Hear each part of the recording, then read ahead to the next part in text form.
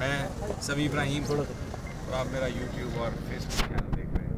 मैं इस वक्त इमरान रियाद ठीक है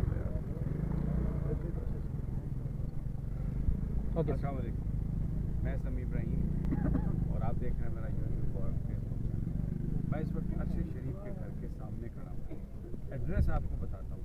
हाउस नंबर है 107 और ये गली नंबर है 110 और ये G11 ये मैं इसलिए G11 3 ये मैं इसलिए बता रहा हूँ कि जो लोग आना चाहते हैं यहाँ पे उन्हें आसानी है। और एक इत्तला और आपको देना चाहता हूँ कि नमाज जनाजा फैसल मस्जिद में बाद नमाज ज़ोहर उसके बाद H11 कब्रिस्तान में उनकी तदफीन होगी। ये भी एड्रेस और टाइम आपको इसलिए बताया है और इस दरख्वास्त और अपील के साथ कि आप ज़्यादा से ज़्यादा मनो कराएं।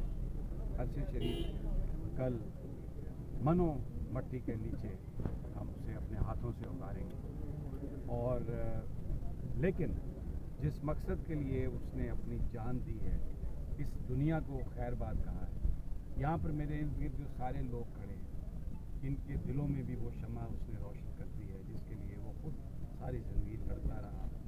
फिर दुश्मनों ने उस पर ज़मीन पाकिस्तान की तंग की और वो यहाँ से अपनी जान बचाने के लिए एक दूसरे मुल्क उसने हिजरत की क्योंकि हज़रत उमर फ़ारूक रज़ी अल्लाह ताला अन्हु ने हमेशा ये कहा कि अगर कहीं पर हालात ख़राब हो जाएं तो उस जगह को छोड़ दो, हिजरत कर जाओ।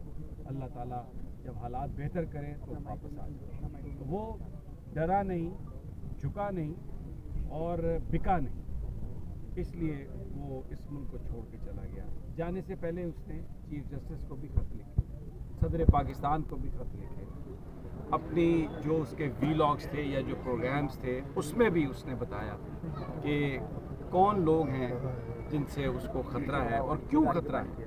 क्योंकि वो पाकिस्तान में हकीकी आज़ादियों की बात कर रहा था। हक़ हुक्मरानी यहाँ पर सिर्फ पाकिस्तान के अवाम को है, ये हमारा आइन कहता है। और ये मुमलकत खुदादाद भी इसीलिए हासिल की गई थी आज से 75 साल पहले कि यहाँ पे लोग अपने अकायद के मुताबिक इज़्ज़त और एहतराम से ज़िंदगी गुजार सकें। वो ख्वाब शर्मिंदा ताबीर नहीं हुआ। अभी कायद का या अल्लामा इकबाल का पाकिस्तान हमें नहीं मिला और ये सारी जंग है इस वक्त। तो जो कल लोग आएंगे जनाजे में दरख्वास्त है ज़रूर आए और उन लोगों को जिन्होंने अरशद शरीफ को ख़त्म किया और भी बहुत सारे लोगों को वो ख़त्म करना चाहते हैं उनको ये पैगाम जाए कि पाकिस्तान के लोग ना